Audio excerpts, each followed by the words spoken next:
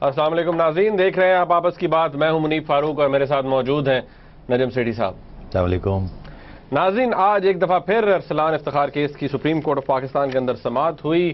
ارسلان افتخار تو ہمیشہ کی طرح پیش ہوئے، لیکن آج اس پورے معاملے کے مرکزی کردار ملک ریاض حسین بھی پیش ہوئے، اور جو باتیں ملک صاحب نے کورٹ کے اندر کہیں اس سے بالکل ہی مختلف باتیں انہوں نے اپنی پریس کانفرنس کے اندر کہی. کورٹ کے اندر انہوں نے چیف جسٹس آف پاکستان کی تعریف بھی کی، اور جو سٹیٹمنٹ انہوں نے داخل کی، انفیکٹ انہوں نے اسی کے through chief justice of Pakistan کی تعریف کی. بولنا چاہتے تھے کچھ، لیکن انہیں سپریم کورٹ آف پاکستان نے موقع نہیں دیا، کیونکہ گزشتہ روز ارسلان افتخار کو بھی موقع نہیں دیا گیا تھا، اور جب انہوں نے بولنے کی کوشش کی گئی تھی تو سرزنش ان کی ہوئی تھی اس معاملے کے اوپر. بہرحال ناظرین، آج اس حوالے سے جتنے اہم سوالات جنہوں نے جنم لیا ہے، جس طرح کا مٹیریل آپ نے آج سارا دن جیو نیوز کی سکرین کے اوپر دیکھا، اس کے بعد کیا اہم چبھتے ہوئے سوالات جنم لیتے ہیں، ان کے بارے میں آج ہم ڈسکشن کریں گے. اور یہ بھی کہ اس وقت جو میڈیا کے حوالے سے باتیں ہو رہی ہیں ان کے اوپر بھی شاید فوکس آنا اب ضروری ہے. سیٹھی صاحب، آپ کو میں ایک صرف یہ بات بتا دوں کہ ہمارے ایک پروگرام میں ہمارے بڑے اچھے دوست ہیں، انہوں نے آج اپنے پروگرام کے اندر ایک بات کہی جو کہ بڑی اہم مجھے لگی. انہوں نے کہا کہ لوگوں کو جب ان سے پوچھا گیا، جو نثار علی خان صاحب موجود تھے وہاں پر، تو جب بات کی گئی کہ کچھ جرنلسٹ جو ہیں جنہوں نے شاید ملک ریاض صاحب سے کوئی بینیفٹس وغیرہ لیے یا کوئی پیسے ویسے لیے، تو جس کے جواب میں انہوں نے کہا کہ بتانے نام لینے کی ضرورت نہیں ہے، ان لوگوں کی باتوں سے اور ان کے تجزیے سے معلوم ہو جائے گا، اور جس طرح کی وہ باتیں کریں گے ان کے معنی سے پتہ چل جائے گا کہ وہ کس سائٹ پر ہے. تو میں آپ کو وارن کر دوں کہ آپ یہ دیکھ لیجئے کہ اگر آپ نے ذرا بھی تنقید کی چیف جسٹس صاحب کی ذات کے اوپر یا سپریم کورٹ آف پاکستان کے حوالے سے، تو اس کا صاف میسج یہ جائے گا کہ آپ نے تو ملک ریاض صاحب سے کوئی پیسے لیے ہوئے. اچھا، تو یہ ہے میڈیا کی آزادی. پہلے ہی فیصلہ ہو گیا ہے کہ کون کون کہاں کھڑا ہے، تو پھر تو آزادی نہ ہوئی نا. کسی نے پیسے لیے، کسی نے پیسے نہیں لیے. تو پھر آپ میرے پہ جو الزام لگانا چاہتے ہیں تو لگا دیجئے، پہلے وہ ذرا بات صاف ہو جائے پھر ہی، کیونکہ اتنا بوجھ میں نہیں اٹھا سکتا، وہ میری عادت ہے، میں کھری کھری بات کرتا ہوں. اچھا، تو آپ جو کہنا چاہتے ہیں کہہ دیجئے پہلے. یہ ملک ریاض صاحب نے کیا کیا، دھماکہ کیا نہیں کیا، وہ تو آگے چل کے ظاہری بات ہے، اس میں بڑی ڈیٹیل ڈسکشن ہوگی، شاید کچھ تلخ باتیں بھی اس کے سامنے آئے. آپ کے حوالے سے میں یہ کہہ دیتا ہوں سیٹھی صاحب، مختلف جو ہماری ویب سائٹس ہیں، social networking websites ہیں، ان کے اوپر ایک بات چلتی ہے کہ آپ نے ملک ریاض صاحب سے کوئی بینیفٹ اس طرح کا لیا ہے کہ آپ نے شاید 2 ٹرپس کیے ہیں عمرے کے، آپ نے اور آپ کی فیملی نے، جن کو سپانسر کیا ہے ملک ریاض صاحب نے. اس کے علاوہ آپ جو امریکہ اور انگلینڈ جاتے ہیں وہ ٹرپس ملک ریاض صاحب سپانسر کرتے ہیں. اس کے علاوہ کرو یار، ایک ایک کر کے کر لو. اچھا، اتنی لمبی لسٹ بنائی ہوئی ہے. چلیں آپ پہلے عمرے کی بات کریں. اچھا، عرض یہ ہے کہ ملک صاحب کی بدولت مجھے یہ سعادت نہیں حاصل ہوئی. 1996 میں محترمہ بے نظیر بھٹو کے ساتھ اور دیگر سینئر جرنلسٹ کے ساتھ سعودی عربیہ گئے تھے اور عمرہ کیا تھا. دوسری دفعہ پریزیڈنٹ فاروق لغاری کے ساتھ گئے تھے، اور ہمارے بزرگ مجید نظامی صاحب بھی ہمارے ساتھ تھے. وہ دن ہے اور آج کا دن ہے، میں سعودی عربیہ نہیں گیا. تو یہ تو بات یہاں ختم ہوگی. اور بھی کچھ ہے آپ کے پاس؟ جی، امریکہ وغیرہ جو آپ جاتے ہیں ان کے ٹرپس. اچھا، امریکہ میں جاتا ہوں. آپ کو پتہ ہونا چاہیے کہ میں صرف امریکہ نہیں، ساری دنیا کے چکر لگاتا ہوں، اور مجھے مختلف کانفرنسز پہ بلایا جاتا ہے. اور جو لوگ جنہیں یہ آنر ملتا ہے کہ انہیں کانفرنس پہ بلاتے ہیں، ان کی بات سننے کے لیے بےتاب ہوتے ہیں، سننا چاہتے ہیں، تو وہ سارے ایکسپینسز وہ کور کرتے ہیں. تو کسی کو اگر اس نے کسی کانفرنس پہ جانا ہے تو کسی کو ملک صاحب کی ضرورت نہیں ہے. ٹھیک. آپ نے 2 پلاٹ لیے ہیں اور 1 کروڑ 93 لاکھ روپے کے قریب ملک ریاض صاحب سے لیا. اچھا، یہ کہا، یہ کون کہہ رہا ہے؟ آپ کہہ رہے ہیں یا یہ سوال کھڑا ہو رہا ہے؟ یہ سوال کھڑا ہو رہا ہے نا. اچھا، میں تو وہ بتا رہا ہوں جو آپ کے بارے میں چل رہا ہے. ٹھیک. عرض یہ ہے کہ مجھے بڑی خوشی ہوگی کہ اگر کوئی بھی صاحب حیثیت کھڑا ہو کے کہے میں منیب فاروق ہوں، میں آپ پہ الزام لگاتا ہوں کہ آپ نے ملک ریاض سے 2 प्लॉट या 1 प्लॉट या 1 पैसा या 10 करोड़ लिया है तो मुझे बड़ी खुशी होगी कि फिर मैं उनको मुंह तोड़ जवाब दूंगा। मगर अभी तक ये छुपे हुए लोग हैं, ये अपनी शक्ल नहीं दिखाते, ये इंटरनेट पे घूमते हैं, वहां इल्जाम लगाते हैं, मगर किसी में हिम्मत नहीं है खड़े होकर ये मेरे मुंह पे कोई कहे। तो मुझे इंतजार है कि कोई ये नहीं पूछे, नहीं कहे, मेरे पे इल्जाम खड़े होकर लगाए, ताकि फिर देखा जाएगा कि क्या होता है। शुक्र है आप पे कोई विला शिला रहने का ये इल्जाम नहीं है बाहर। हाँ, शुक्र करो वो नहीं है, वो नहीं है। अच्छा आप सैयदी साहब, हम let's get to the point. मैं हमारे बहुत से व्यूअर्स हैं जिन्होंने शायद अभी ट्यून इन किया हो। नहीं आप भूल गए, और भी इल्जाम है। आप मेरा ख्याल है पूरे मेरे आप मेरी कुछ थोड़ी सी प्रोटेक्शन कर रहे हैं। नहीं, मैं प्रोटेक्शन अगर आप कहते हैं वो नहीं आप वो नहीं देखिए जो है वो करें ना, क्यों करते हैं? नहीं ठीक है, आप क्यों घबराते हैं? मैंने जो माना है। अरे भाई आप ना घबराएं, आप पूछें। वो जो प्रॉपर्टीज न्यूयॉर्क में प्रॉपर्टीज पर करें। लोग कह रहे हैं कि आप अपने इजाफे जो एसेट्स डिक्लेयर करें, तो मुझे कोई तकलीफ नहीं है, मैं फौरी तौर पे करने के लिए तैयार हूँ। जो घर में हैं, जो बाहर हैं, जो मेरे हैं, जो मेरी बीवी के हैं, जो मेरे बच्चों के हैं, मैं तो करने वाला था।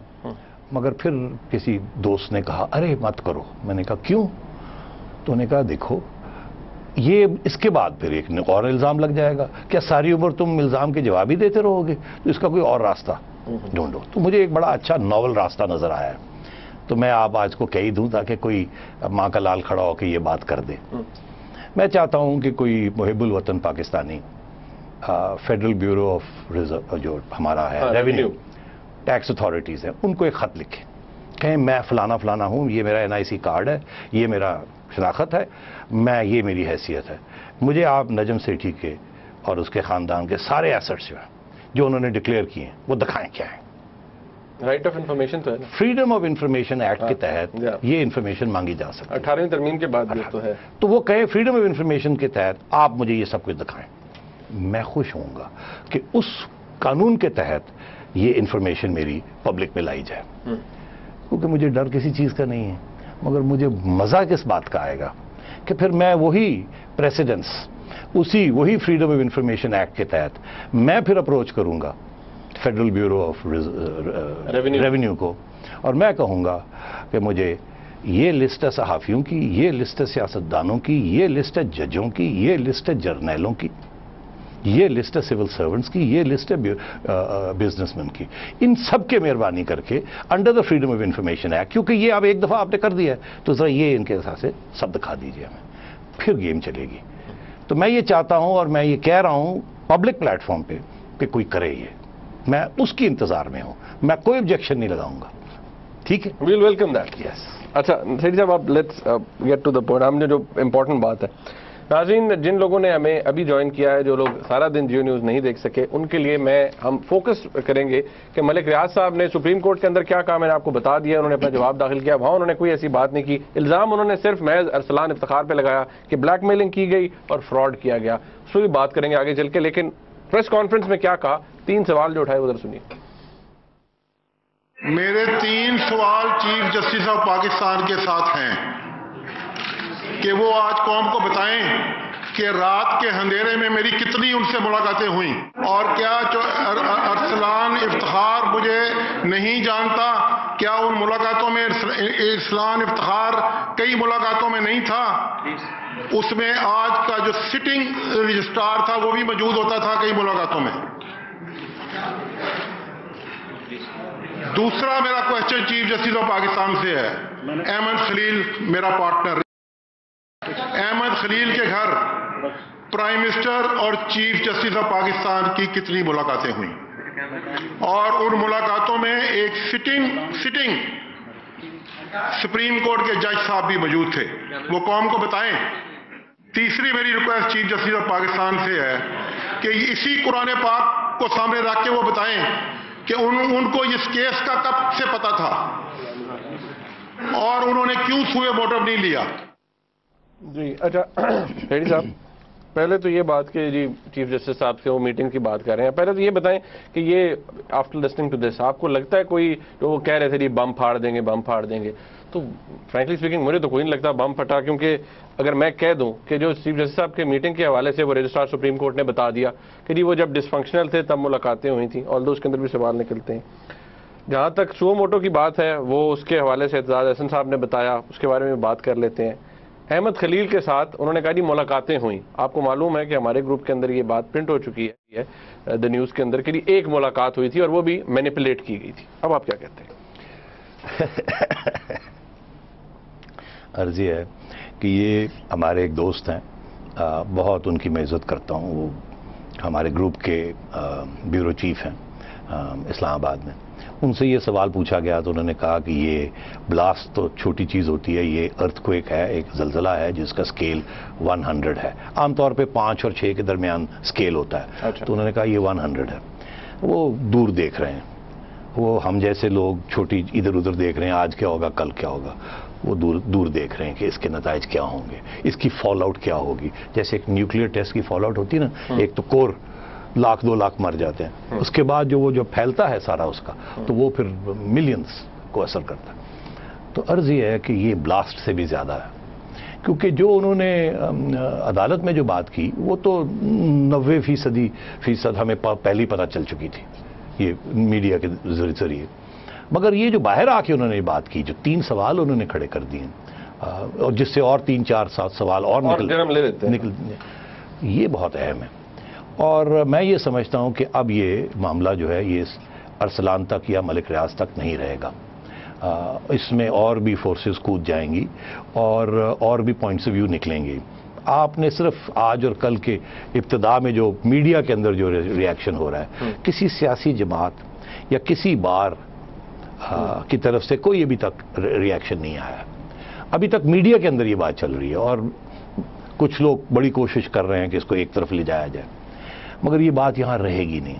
آپ نے عرض کیا کہ انہوں نے کہا کہ ان کی ملاقاتیں جب معزول سے چیف جسٹس صاحب جی تب، تو اگر کل وہ انہوں نے ایک اور بات بھی تو کہی ہے، انہوں نے کہا کہ یہ تو 40% ہے، ابھی 60% میں نے اور کچھ کہنا ہے. ہاں انہوں نے کہا میں آہستہ پر 2-3 دن بعد کروں گا. اب مجھے نہیں پتا انہوں نے کیا کہنا ہے، مگر آپ اسپیکولیٹ تو کر سکتے ہیں نا، کیونکہ انہوں نے یہ کہا، کیونکہ رجسٹرار صاحب نے یہ کہا کہ ہاں 2-3 ملاقاتوں میں وہ خود موجود تھے. باقی ملاقاتوں میں کیا بات ہوئی اس کی بھی وضاحت نہیں ملی.